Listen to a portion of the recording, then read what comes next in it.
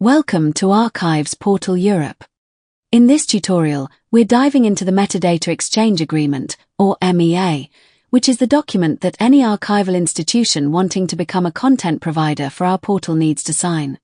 The MEA is the administrative framework that outlines the cooperation between Archives Portal Europe and each content provider. In some cases, a national aggregator might sign the MEA on behalf of all the institutions they represent. If you are interested in becoming a content provider but you are not sure whether your archival holdings are already managed by an aggregator, get in touch. So, the MEA defines the roles and responsibilities of the Archives Portal Europe Foundation, which maintains the portal and the institutions providing content. First of all, the MEA includes a statement about the license under which your institution shares its metadata, meaning the archival descriptions from your catalogues, with Archives Portal Europe. We suggest using the CC BY-SA license as a starting point, meaning that anyone will be able to use and reuse your data in any context as long as they mention you as the data creator and require anyone to do the same when using and reusing your data. You can also choose a more open or stricter license depending on your needs.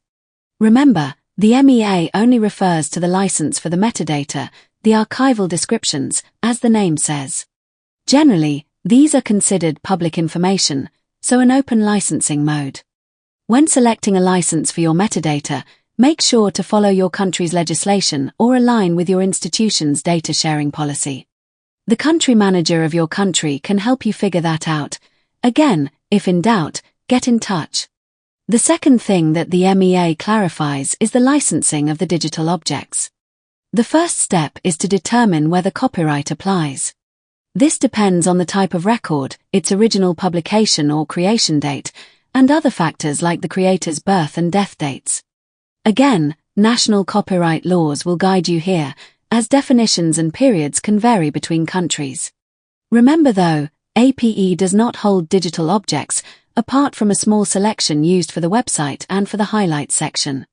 When a digital object is available online, APE will only acquire the link for the user to click from the archival description to the web space of the institution where the digital object is actually present.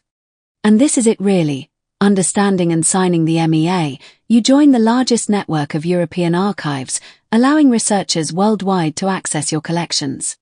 It's a crucial step toward bringing your archive into the digital future with Archives Portal Europe.